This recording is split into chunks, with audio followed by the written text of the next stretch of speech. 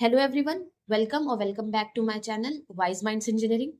आज हम लोग स्टार्ट करेंगे rural development administration and planning की यूनिट 4। तो यूनिट 4 का क्या नाम है? Human resource development in rural sector. सबसे पहले हम लोग पढ़ेंगे कि what is human resource development. इसको हम लोग शॉर्ट फॉर्म में एचआरडी भी बोलते हैं। Human resource development is the major function of human resource management. Human resource management का मेन फंक्शन है ह्यूमन रिसोर्स डेवलपमेंट। मतलब जो एचआर मैनेजमेंट करती है, जो ह्यूमन रिसोर्स को मैनेज करती है, जो भी इंस्टीट्यूशन, वो उसका मेन फंक्शन है ह्यूमन रिसोर्स का डेवलपमेंट। मतलब जो हमारी कंट्री में जो पॉपुलेशन है, मतलब जो ह्यूमन रिसोर्स अवेलेबल है हमारी कंट्री में, उसका प्रॉपर डेवलपमेंट हो। तो ह्यूमन रिसोर्स डेवलपमेंट में क्या आता है? वो सारी पॉलिसीज, वो सारे प्रोग्राम्स जो कि ह्यूमन रिसोर्स को डेवलप करने के लिए हेल्पफुल होते हैं। जैसे equal opportunities in case of jobs, job equal opportunity पे मिले सबको, सबके लिए अवेलेबल हो, हेल्थ सबकी अच्छी हो, एजुकेशन सबको अवेलेबल हो, ये सारी ह्यूमन रिसोर्स डेवलपमेंट में आता है।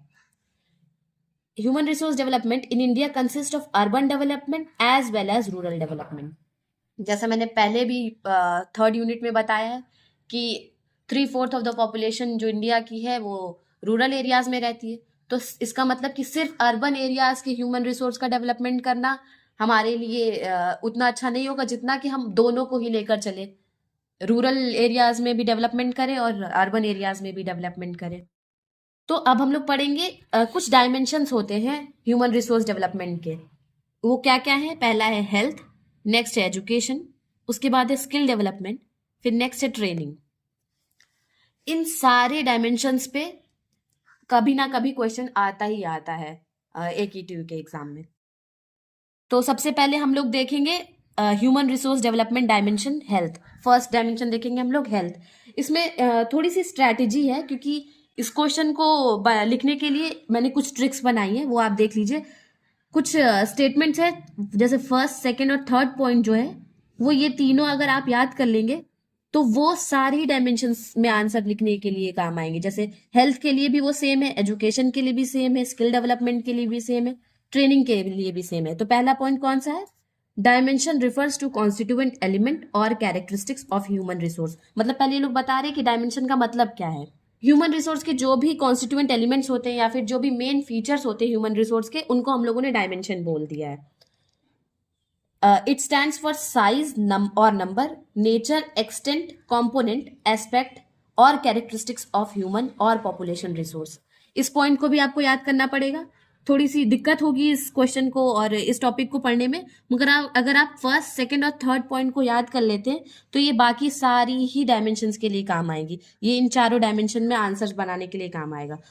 फिर नेक्स्ट पॉइंट है human development report has considered health as the dimension of population and considered it essential in the progress of human resource development। Third point में ये कहना चाहते हैं कि जो ह्यूमन डेवलपमेंट की रिपोर्ट है, उन्होंने हेल्थ को एक बहुत इंपॉर्टेंट डायमेंशन माना है, और इन्होंने माना है कि हेल्थ बहुत ज़रूरी होती है ह्यूमन रिसोर्स डेवलपमेंट के प्रोग्रेस के लिए। तो इसी तरह से जब नेक्स्ट आएगा, अगर हम लोग एजुकेशन डायमेंशन की बात करेंगे तो यहीं पर हेल्थ को रिप्लेस करके एजुकेशन लिखना पड़ेगा। फिर अब उसके बाद ये तीनों कॉमन पॉइंट्स के बाद कुछ हम लोग को मेन पॉइंट्स लिखने पड़ेंगे, जो कि ये दिखाएगा कि हाँ हम कौन सी डायमेंशन की पर्टिकुलरली बात कर रहे हैं। तो सबसे पहले अगर हम लोग हेल्थ देखें तो हेल्थ को हम लोग मेजरली दो टाइप्स में क्लासीफाई कर सकते हैं। पहला मेंटल हेल्थ, दूसरा फिजिकल हेल्थ। अगर हम लोग फिजिकल डायमेंशन की बात करें हेल्थ की, तो it refers to the state of body, its composition, development, function and maintenance. Physical health में क्या क्या आता है? फिजिकल डायमेंशन में क्या क्या आता है? स्टेट ऑफ बॉडी, मतलब बॉडी का क्या स्टेट है, क्या कंडीशन है बॉडी की। इट्स कॉम्पोजिशन, उसकी कॉम्पोजिशन, उसकी डेवलपमेंट, और बॉडी का क्या क्या फंक्शन है और उसकी कैसे मेंटेनेंस करते हैं हम लोग। ये सब कुछ फिजिकल डायमेंशन में आएगा। और अगर यही हम लोग मेंटल डायमेंशन की बात करें तो it refers to the right, fit and healthy creative abilities of mind. मतलब ये एक तरीके से माइंड की बात हो रही है, मन की बात हो रही है हमारे, कि वो फिट हो, हेल्दी हो और उसके अंदर क्रिएटिव एबिलिटीज हो, क्रिएटिवली थिंकिंग कैपेसिटी हो। ये सब कुछ मेंटल डायमेंशन में आता है। फिर उसके बाद नेक्स्ट पॉइंट है the overall performance of human resource development is the result of both the physical and mental health. और अगर हम लोग देखें, अगर ह्यूमन रिसोर्स की ओवरऑल परफॉर्मेंस देखेंगे तो वो दोनों ही फिजिकल और मेंटल हेल्थ का कॉम्बिनेशन होता है। मतलब अगर मतलब दोनों ही इक्वली इम्पॉर्टेंट है। फिजिकल हेल्थ भी उतनी ही इम्पॉर्टेंट है जितनी कि मेंटल हेल्थ इम्पॉर्टेंट है। इन दोनों में से हम लोग किसी को भी नेग्लेक्ट नहीं कर सकते। फिर लास्ट पॉइंट है health is important indicator of human resource development. और जो हेल्थ होता है, अगर हम लोगों को किसी इंडिविजुअल की या फिर किसी भी कंट्री की पॉपुलेशन की हेल्थ पता है कि हाँ इस कंट्री की पॉपुलेशन की हेल्थ बहुत अच्छी है, तो इसका मतलब कि वहाँ का ह्यूमन रिसोर्स डेवलपमेंट बहुत सही है। तो अब हम लोग ऐसे ही नेक्स्ट पढ़ेंगे, नेक्स्ट डायमेंशन एजुकेशन के बारे में। तो जैसे मैंने पहले बताया था कि स्टार्टिंग का फर्स्ट, सेकंड और थर्ड पॉइंट जो है वो सबके लिए कॉमन है, वो तीनों याद कर लेंगे तो बाकी सारे डायमेंशंस में वो यूज हो जाएगा। फिर उसके बाद हम लोग स्पेसिफिक बात करने लगते हैं। जैसे इससे पहले हम लोगों ने हेल्थ की बात की जिसमें मेंटल और फिजिकल हेल्थ वगैरह को डिस्क्राइब किया। इसी तरह अगर हम लोग यहाँ पे एजुकेशन की बात करें तो यहाँ पे एजुकेशन की बात होगी। सो क्या लिखेंगे हम लोग इसमें, education is important for raising और डेवलपमेंट ऑफ नॉलेज। एजुकेशन किस लिए इंपॉर्टेंट है? डेवलपमेंट ऑफ नॉलेज, मतलब वहाँ के जो ह्यूमन रिसोर्स है वहाँ उसमें नॉलेज बढ़ाए, स्किल्स बढ़ाए, टैलेंट बढ़ाए, उनका एप्टीट्यूड बढ़ाए, वो अवेयर, उनके अंदर अवेयरनेस डाले और भी बहुत सारी क्रिएटिव एबिलिटीज उनके अंदर इम्पार्ट करें हम लोग। तो इसमें क्या आता है, education is important for raising और development of knowledge, skills, talents, attitude, aptitude, awareness and other creative ability of individual. It is one of the most important dimension of the human resource. जैसे हम लोगों ने पिछली बार health के बारे में लिखा था कि वो बहुत इंपॉर्टेंट ह्यूमन रिसोर्स के लिए है, उसी तरीके से हम लोग एजुकेशन के लिए भी लिखेंगे क्योंकि वो ये भी इक्वल ही इंपॉर्टेंट है हेल्थ से।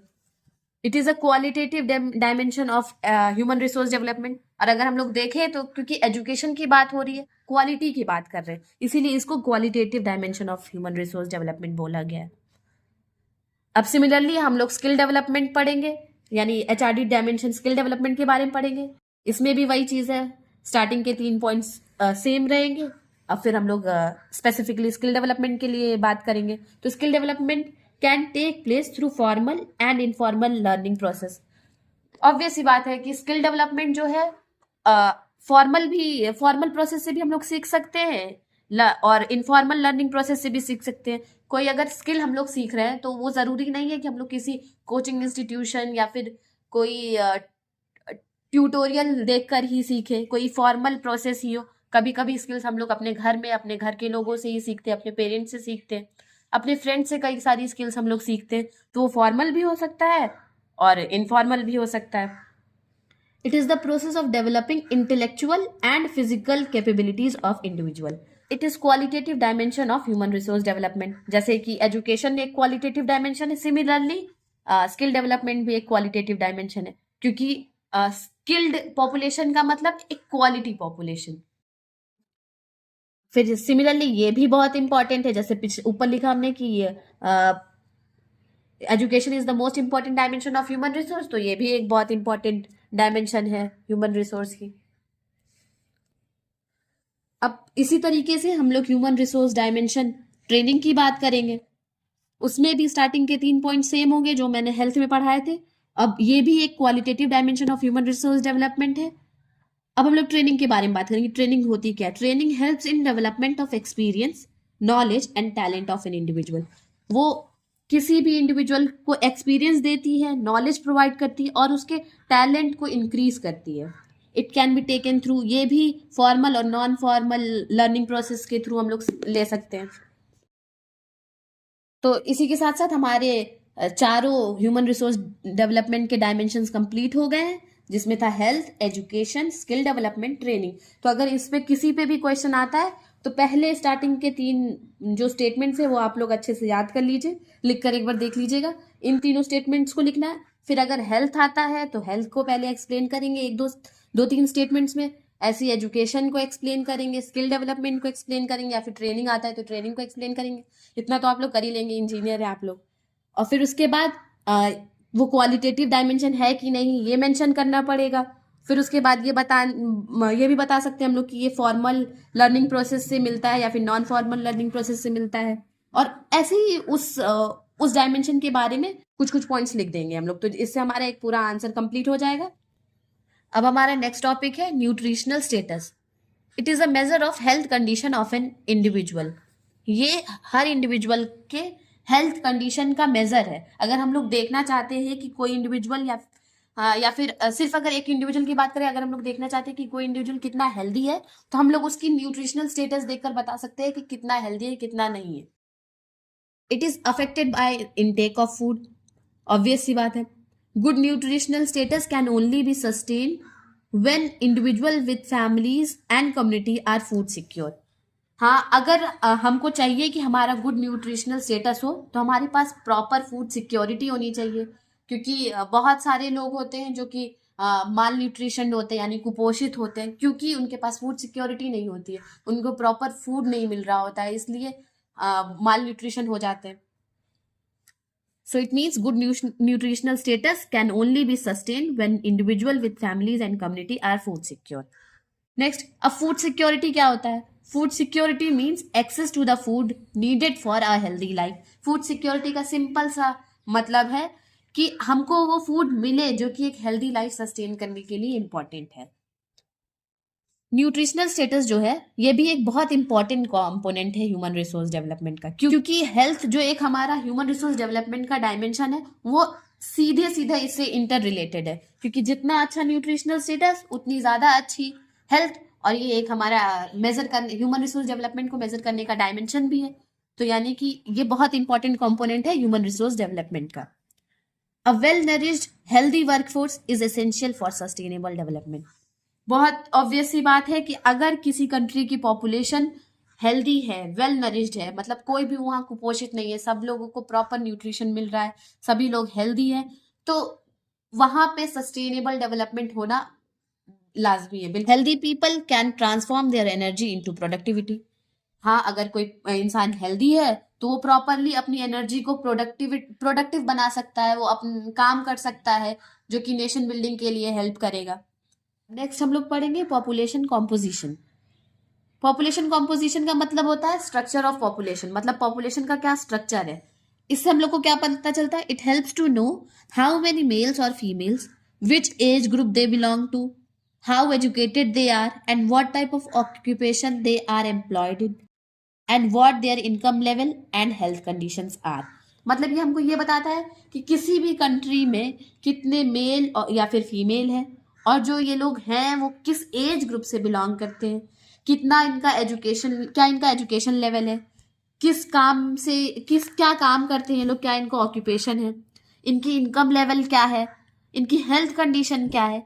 ये सब कुछ हमको, अगर हम लोग पॉपुलेशन कॉम्पोजिशन को स्टडी करते हैं तो ये सारी बातें हम लोगों को पता चल जाती हैं। It is an interesting way of studying population comparison of a country is by looking at population pyramid. यानी कि अगर हम लोग को population composition को पढ़ना है तो हम लोग population pyramid अगर देख ले तो उससे हम लोगों को पता चल जाएगा कि किसी भी पर्टिकुलर कंट्री की क्या population composition है, मतलब किस एज ग्रुप के लोग मेल है, फीमेल है, कितना एजुकेटेड है, क्या ऑक्यूपेशन में एम्प्लॉयड है, क्या उनका इनकम लेवल है, क्या उनकी हेल्थ कंडीशन है। ये सब कुछ हम लोगों को एक पॉपुलेशन पिरामिड देखकर पता चल जाएगा। तो अब पॉपुलेशन पिरामिड क्या होता है? It is graphical illustration of distribution of a population bye age group and sex. मतलब ये एक तरीके से ग्राफिकल इलस्ट्रेशन है, ग्राफिकल रिप्रेजेंटेशन है पॉपुलेशन के डिस्ट्रीब्यूशन का। किस बेसिस पे? एज ग्रुप के वाइज वो लोग डिस्ट्रीब्यूशन है, और मेल और फीमेल यानी जेंडर वाइज डिस्ट्रीब्यूशन है उनका। It typically forms the shape of pyramid when population is growing. अगर किसी भी कंट्री की ग्रोइंग पॉपुलेशन है तो ये एक पिरामिड का शेप फॉर्म करती है। तो जैसे मैंने बताया कि अगर किसी भी कंट्री की ग्रोइंग पॉपुलेशन है तो वो एक पिरामिड का शेप फॉर्म करेगा। हम लोग अगर किसी भी पॉपुलेशन पिरामिड का शेप को अच्छे से ऑब्जर्व करें तो हम ये जान सकते हैं कि उस कंट्री में, उस पर्टिकुलर कंट्री में किस एज ग्रुप के लोग ज्यादा हैं। The number of children below 15 years are shown at the bottom and reflect the level of birth. अगर हम लोग देखें तो बॉटम लेवल जो है यानी 15 साल, ये 15 साल से कम एज ग्रुप के लोगों को दिखाता है, यानी ये दिखाता है कि कितने बच्चे उस ईयर में बॉर्न हुए। The size at the top shows the number of age people. अगर हम लोग टॉप पे देखें पिरामिड के तो वो ये दिखाता है कि कितने ओल्ड एज पीपल है, कितने सीनियर सिटीजन है उस कंट्री में, क्योंकि इससे हम लोग को प्रॉपर कॉम्पोजिशन पता चल जाता है, यानी कि 15 साल से कम के कौन है या फिर सीनियर सिटीजन्स कौन है। तो इससे हम लोग ये भी पता कर सकते हैं कि किसी भी कंट्री में नंबर ऑफ डिपेंडेबल पीपल, मतलब जो किसी न किसी पे डिपेंडेंट है वो कितने हैं, या फिर ये भी पता कर सकते हैं कि यूथ का पॉपुलेशन कितना है, यानी कि वर्क फोर्स कितना है वहां का। हम लोग ये भी प्रॉपरली इससे बता सकते हैं कि किसी भी कंट्री की बर्थ रेट कितनी है या फिर डेथ रेट कितनी है, इसी ग्राफ को दिखाकर हम लोग बता सकते हैं। हम लोगों को इस पिरामिड के शेप से ये भी पता चलता है कि इन्फेंट्स, जो नवजात शिशु पैदा हुए हैं, उनकी डेथ रेट कैसी है, मतलब इन्फेंट मोर्टेलिटी रेट कैसा है, कि ऐसा तो नहीं है कि बहुत सारे बच्चे जो पैदा होते हैं वो बर्थ के टाइम पे ही उनकी डेथ हो जाती है। तो यानी कि एक पॉपुलेशन पिरामिड हमको उस कंट्री का प्रॉपर पॉपुलेशन कॉम्पोजिशन बता देता है, यानी कि किस एज ग्रुप के और किस जेंडर के लोग कितने उस कंट्री में हैं, यानी कि हम लोग को ये भी बता देता है कि कितने सीनियर सिटीजन्स हैं, कितने छोटे बच्चे हैं, कितना वर्क फोर्स है उनके पास। ये सब कुछ हम लोगों को सिर्फ और सिर्फ एक पिरामिड देखकर पता चल जाता है। हम लोग ये भी बता सकते हैं, अगर हमारा ये जो मिड रेंज वाला है, जो ना ही सीनियर सिटीजन में आता है ना ही इन्फेंट्स में आता है, 15 ईयर से कम में आता है, ये वाला जो रेंज है ये दिखाता है, अगर ये बहुत ब्रॉड होता है तो इसका मतलब ये है कि यंग लोग बहुत ज्यादा हैं हमारी कंट्री में, यानी किसी भी कंट्री में यंग लोग बहुत ज्यादा है। तो इसी के साथ हमारा यूनिट 4 भी कंप्लीट होता है। मैंने आप लोगों को सारे ही मेन इंपॉर्टेंट टॉपिक्स एक्सप्लेन कर दिए। आप लोग 1-2 बार इस वीडियो को देख लेंगे तो आप लोग को सब कुछ क्लियर हो जाएगा। So this is all about the Unit 4 of Rural Planning, Development and Administration. Thank you everyone. If you like the video, please hit the like button, share with your friends and subscribe to my channel. Thank you.